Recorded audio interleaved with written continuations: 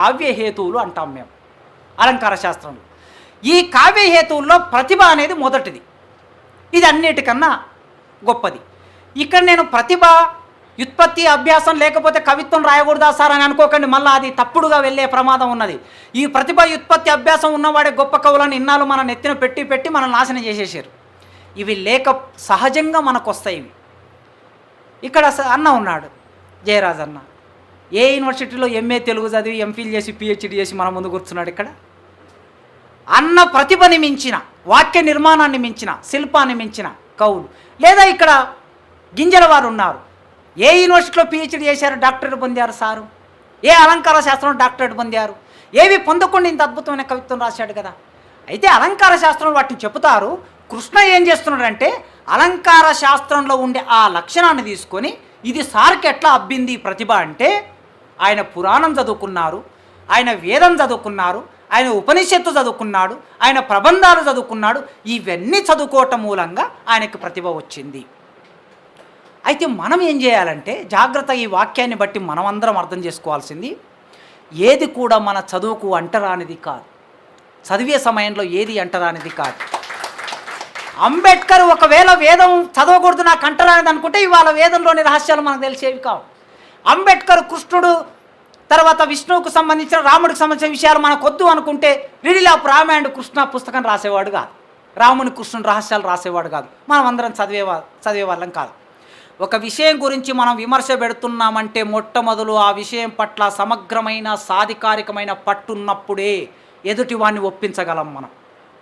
అందుకే గింజల వారికి ఈ ప్రతిభ ఎక్కడి నుంచి వచ్చిందంటే అది ఆ ఒక వారసత్వం, ఒక క్రమం ఉంది అని కృష్ణ ఒక ప్రతిపాదన చేశాడు. ధారణ చేయడంలో ఋషి సార్, నేర్చుకోవటంలో ధారణ, ఒక విషయాన్ని గ్రహించడంలో, దాన్ని గుర్తుపెట్టుకోవడంలో, చదవటంలో, మర్చిపోకుండా గుర్తించుకోవటంలో ఆయన ఋషి లాంటి వాడు. రచన చేయడంలో ఆయన కవి. అసలుకు అలంకార శాస్త్రం ఏం చెప్తుందంటే కవి ఋషి రెండు ఒకటే అంటుంది. కానీ కృష్ణ జాగ్రత్తగా విడగొట్టాడు, రెంటిని విడగొట్టి ధారణ ఋషులైన వాళ్ళందరూ కవులు కాలేరు. వాళ్ళు ఏం చేశారు, ప్రతి ఒక్కడు వాడు తపస్సు చేశాడు కనుక మా వాళ్ళందరూ కవులు అని చెప్పుకున్నాడు. కానీ ఇక్కడ తపస్సు చేసిన వాళ్ళందరూ కవులు కాలేరు. కవులు కావాలంటే జీవితం ఉండాలి. ఆ జీవితం మండే జీవితం, ఎండిన జీవితం, రక్తం స్రవించే జీవితం, కన్నీళ్ళ జీవితం, చెంపల మీద సార్కలు పడిన కన్నీళ్ళ జీవితం ఉండాలి మనిషికి.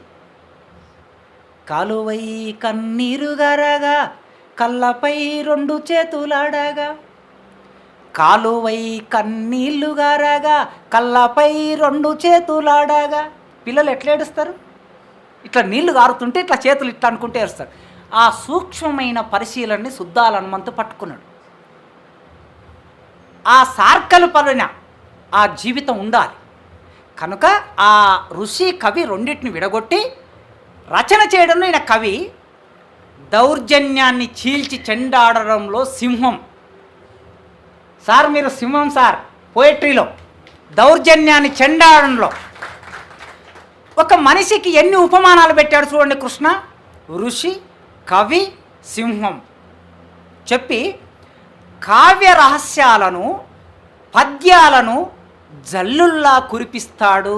ఝరి అంటే జల్లు, ప్రవాహం, నీటి ప్రవాహం, జల్లుల్లా కురిపిస్తాడు. పేరు కూడా సంస్కృత సమాసం, కానీ ఆ కావ్యానికి, ఆయన రాసిన ఈ కావ్యానికి అంతటి వేటి ఇవ్వాలి కనుక పేరు కూడా కృష్ణ చాలా ఔచిత్యంగా, నామ ఔచిత్యం అంటారు కదా, ఆ నామ ఔచిత్యం అవసరంగా పెట్టాడు. ఎవరి కవిత్వం మీద విశ్లేషణ చేస్తున్నాడు, ఎవరు విశ్లేషణ చేస్తున్నాడు. టీవీలలో అటువైపు బ్రాహ్మణుని వేదం చదువుకున్న బ్రాహ్మణం కూర్చోబెట్టి ఇటువంటి కృష్ణ కూర్చొని ఎట్లా మాట్లాడుతుంటారో మీరు అందరికీ ఎరకనే కదా. కనుక అట్లాంటి మనిషి ఇక్కడ పుస్తకం రాస్తున్నాడు. రాసినప్పుడు మరి పుస్తకానికి ఉండే పేరు కూడా అంత వెయిట్తో ఉండాలి. గింజల అల్టిమేట్గా ఈ కవి ఏ కవి అంటున్నాడు అంటే, ఇప్పుడు శ్రీశ్రీ గారు ఉన్నారండి. శ్రీశ్రీ గారిని గొప్ప కవిగా నిలబెట్టడానికి గురజాడ గారు ఉన్నారు. అసలు గురజాడని అకవి అన్నారు పండితులందరూ. ఏ పండితులు? బ్రాహ్మణ పండితులే. ఈ బ్రాహ్మణ పండితులే మరొక బ్రాహ్మణుని అకవి అని ఎందుకన్నారు అంటే, బ్రాహ్మణిజంలో ఉండే దుర్మార్గాన్ని చీల్చి చెండాడిండు కనుక ఆయన నచ్చలేదు గురజాడ, నచ్చలేదు కనుక అకవి అన్నారు. అకవి అంటే శ్రీశ్రీ ఏం చేశాడంటే మట్టిలోకి వెళ్ళిపోయినటువంటి గురిజాడని పైకి తీసి శ్రీశ్రీ కేవి రమణారెడ్డి నిలబెట్టారు. Sri Sri KV Ramana Reddy communist party, ఆనాటి ఉమ్మడి కమ్యూనిస్టు పార్టీ లేకపోతే గురిజాడ లేడు తెలుగు సాహిత్యానికి. నిలబెట్టారు. ఒక విమర్శకుడు నిలబెడితే నిలబడ్డాడు గురజాడ. అడుగుజాడ గురజాడ అని వ్యాసం రాసి శ్రీశ్రీ ఆయన కవిత్వంలో నాకు కవిత్రయం వేరు తిక్కన వేమన గురజాడ నా కవిత్రయం అని రాశాడు. అట్లా కవి గొప్పతనాన్ని చెప్పి విమర్శకుడు ఉన్నప్పుడు కవి నిలబడతాడు. మంచి విమర్శ ఉన్న చోట మంచి కవిత్వం మంచి సాహిత్యం ఉంటుంది అంటారు. ఇప్పుడు గురజాడని ఏం చేశారు వాళ్ళిద్దరూ, రమణారెడ్డి గారు శ్రీశ్రీ, ఆధునిక యుగకర్త అని ఒక తీర్మానం చేశారు. ఇప్పటి వరకు మా తెలుగు సాహిత్యంలో మా స్వామి సార్కు తెలుసు, రాయప్రోలు సుబ్బారావా గురిజాడ అప్పారావా ఆధునిక యుగకర్తలు ఎవరు? వీళ్ళిద్దరికి పోటీ పెట్టి మా వాళ్ళు పాఠాల మీద పాఠాలు చెప్తూ ఉంటారు, వ్యాసాల మీద వ్యాసాలు రాస్తూ ఉంటారు. అట్లా కవికి ఒక ట్యాగ్ ఇవ్వటం. కృష్ణ గింజల వారికి ఏం ట్యాగ్ ఇస్తున్నాడంటే గింజల అనుభూతి కవి. అనుభూతి కవి. తెలంగాణ ప్రాంతంలో భావకవిత్వం ఉందా లేదా అనే చర్చ చాలా జరిగింది, ఇప్పటికీ జరుగుతూ ఉన్నది. భావకవిత్వం ఉంది అని చెప్పేసి జగన్ రెడ్డి ఒక పుస్తకం వేశాడు, ఇంతలా పుస్తకం. ఆ పుస్తకంలో సార కవిత్వం ఉందో లేదో నాకు తెలియదు భావకవిత్వంలో. అయితే అనుభూతి కవి అంటే భావకవి అని. నిజానికి తెలంగాణ సమాజంలో భావకవిత్వం రాసిన వాళ్ళు కూడా గొప్పవాళ్ళు ఉన్నారు అని చెప్పాలి, ఎస్టాబ్లిష్ చేయాలి. విద్యా వలయమేదో గుండెలో స్థావరమేసినట్టు ఉంటుంది. ఆయన రాసిన ఒక వాక్యాన్ని చెప్పి భావకవి అనుభూతి కవి అవునా కాదని చెప్పాలి, తీర్మానం చేయాలి. చేయాలంటే ఒక ఆధారం తీసుకోవాలి ఆయన రాసిన వాక్యాన్ని. విద్యా వలయమేదో గుండెలో స్థావరమేసినట్టు ఉంటుంది ఆయన కవిత్వం. ఆయన కవితా శిల్పంలోకి వెళ్ళాడు. మన కృష్ణ కవిత్వానికి ఒక శిల్పం ఉంటుంది. శిల్పం అంటే సింపుల్గా చెప్తాను నేను, పెద్ద అలంకార శాస్త్రంలోకి కాకుండా. ముక్కు ముఖము లేని ఒక మట్టి ముద్దను తీసుకొచ్చి కుమ్మరాయన సారె మీద పెట్టి అందంగా ఇలా తిప్పి తిప్పి తిప్పి ఒక కుండను తయారు చేసి పెడతాడు. దాన్నే శిల్పం అంటాం. మన ముందుకు వచ్చిన కుండ శిల్పాత్మకమయ్యింది.